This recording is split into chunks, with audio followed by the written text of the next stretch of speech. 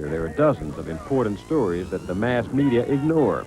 They show up mainly in small publications or in local newspapers and broadcasts. They expose shady conduct by high officials, by the military, by the CIA, by the press itself. They uncover hidden dangers and warn of crisis to come. Knowing about these stories could change our lives, or maybe even save them.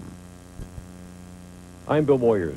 Every year, these little-noticed but important stories are tracked by a group called Project Censored.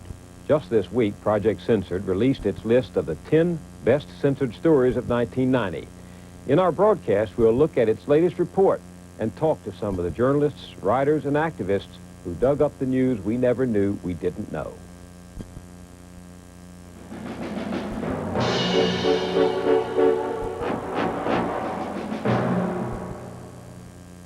There's no committee of bureaucrats armed with blue pencils who pass judgment on the news we see and read every day. Overt censorship is rare in America, at least in peacetime. But a subtle form of censorship takes over when significant stories are buried or ignored by the mainstream press. There are many reasons for this neglect. Editors think some issues are just too dull to sustain public interest, or will offend the high and mighty, or require too much money, time, and space to explain. Project Censored calls attention to these stories in the hope of critiquing media performance and providing readers and viewers with information we need to make decisions as citizens. The project is based at Sonoma State University in Northern California. There, the founder has set up an exhaustive process for seeking out, researching, and publicizing these stories.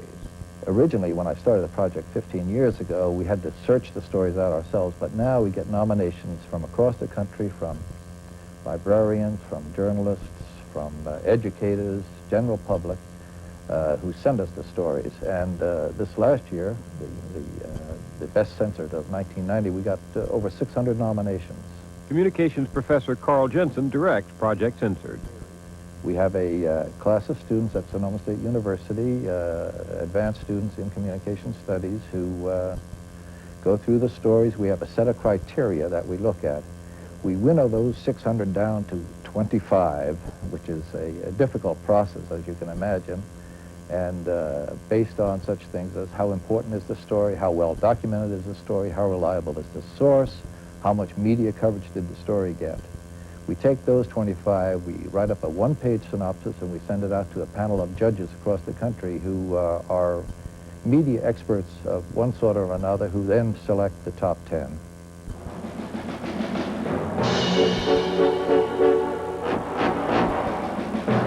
Three of the top 10 Project Censored stories for 1990 demonstrate that if the press fails to dig beyond the official view of reality, the public may never get the straight story. First, the emergency anti-crime bill introduced in both houses of Congress last year. It proposed measures so restrictive and severe as to sweep aside the guarantees of the Bill of Rights. But virtually no one in the press tracked the progress and eventual defeat of this bill except the weekly Spotlight. Colonel North, please rise. Second, the Iran-Contra role of George Bush, the man who is now our president.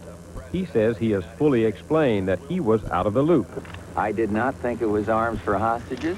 After all the facts were in and all the disclosures made and all the revelations about the individuals involved known to me, I say, hey, this was wrong. Most of the press went along with that story. Only a handful of publications have pointed out that Oliver North's notebooks placed George Bush, then vice president, at a number of the meetings where the secret plans were hammered out. Good morning, Panama. Third is the question of what really happened in Panama during the American invasion in 1989. Most of the press bought the official propaganda that it was a clean and triumphant operation with minimal casualties. We've heard a lot less about the unofficial reports that call it a brutal, messy affair that killed far more civilians and soldiers than the government wanted us to know. Project Censored's next story is also one the government didn't want us to know. It's hard to report because hurt or commitment or passion happen to thrust them into the midst of events they find troubling. That was the case with the next two of Project Censored's top 10 stories. starts. And liftoff. Americans return to space as Discovery clears the tower. One of the stories on Project Censored's list was unearthed by scientists in the Soviet Union and the United States. They claim that the NASA shuttle program is destroying the ozone layer that protects the Earth from deadly ultraviolet light. During a single shuttle launch, they say, the solid fuel booster rockets release tons of hydrochloric administration. All tell us they're making great headway in the campaign to cut off supplies at the source. But some foot soldiers in the drug war tell a very different story. One who broke his silence is longtime undercover DEA agent Michael Levine. The war on drugs is a fraud, he says, sabotaged by infighting, incompetence, and subterfuge. Its real successes have little to do with drugs and everything to do with political advantage. Project Censored found that the drug war generals have all but ignored this reality. While Levine's new book, Deep Cover, has made the bestseller list, not a single high-level official will come on television to discuss his charges with him. Don't you believe, I know I believe, that the president, William Bennett, wanted to win the drug war? Wanted to stop drugs coming into this country? You know, I'm an old-time I spent 25 years working undercover and learning the fine art of manipulating and watching people and making judgments that can mean your life. And I taught undercovers. And I've always learned to judge people only by what they do, not by what they say. And by the actions, by their actions, they haven't shown me anything other than the most cynical drug war you could imagine, where they know drugs are being used for funding of covert operations, for political reasons, for everything you can imagine to win elections. But the reality of a drug war, they know it doesn't work. In the words of the man who was running Operation Snowcap, the main wedge right now in our South American drug war, we know it doesn't work. What is Operation Snowcap? It's a paramilitary operation. You've got Trying to cut it off at the source? Trying to cut cocaine off at the source in South America. It's a complete bust, a total failure. Why? Well, first of all, the cocaine economy, as all the Andean nations know, feeds much too many pet campesinos. They live off the income from it. And they're not drug barons. You're talking about hundreds of thousands, maybe millions of people who in one way or another in that area of the world feed families of 4, 5, and 6 kids from the proceeds of cocaine, from the proceeds of our hunger for cocaine. And they're not drug barons. These are people who barely scrape by. Without the coca leaf, they're starving. So that's one reason it's not working. Too many people are making a living from it at the lowest level of society. Well, if you were the president of each of these countries, you know you can't truly be against cocaine because you're against feeding your people. So to get as much aid from America as you can, what do?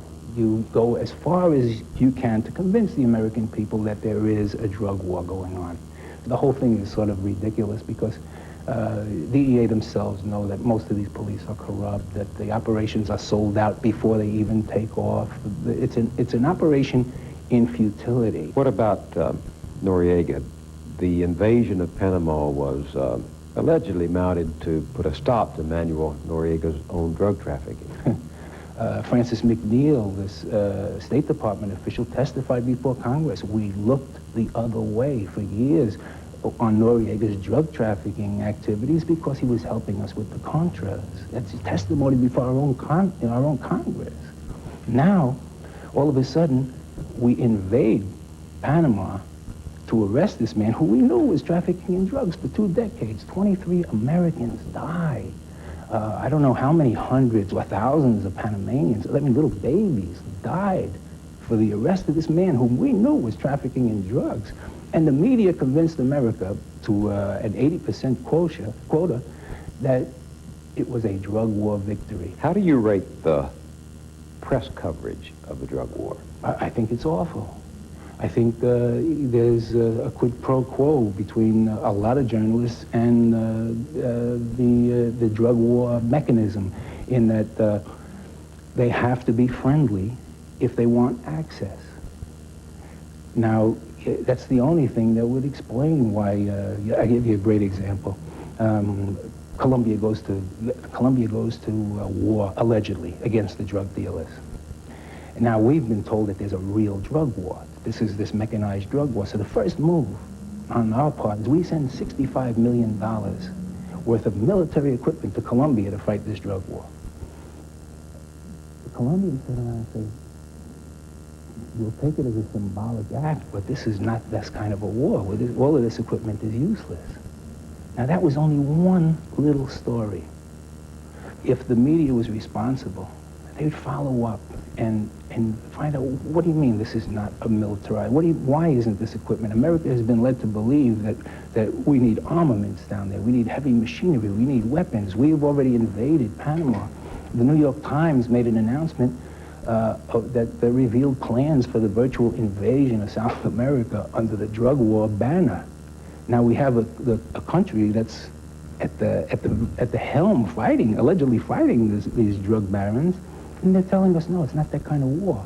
But yet America is ready to go to war with, quote unquote, that kind of war. Why? Because of the media. What's the drug war costing?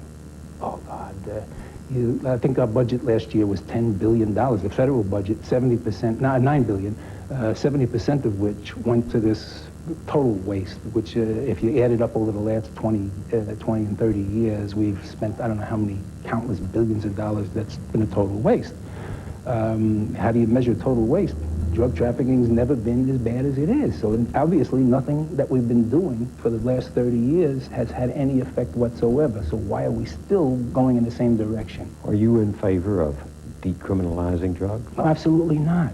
I'm in favor of doing what Japan and China did, focusing all their resources on the user.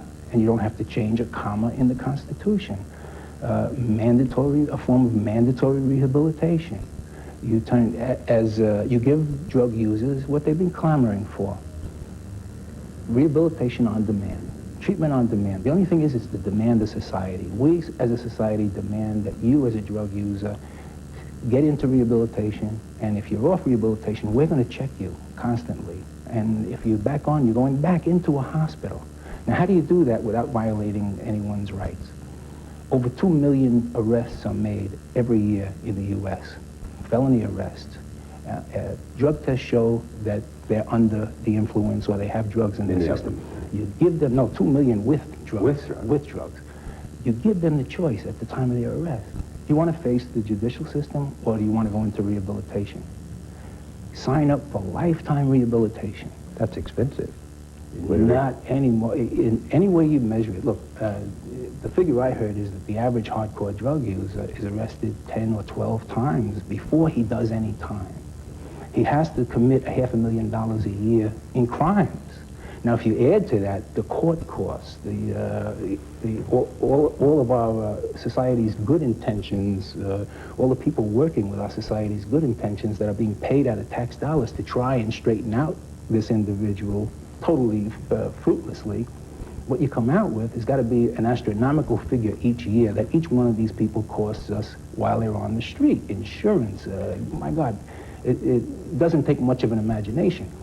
It would be cheaper for us to put these guys in a Holiday Inn for a year. We'll make it a Motel 6. We'll save a little money, but it'll be cheaper for our society and give them all the care in the world.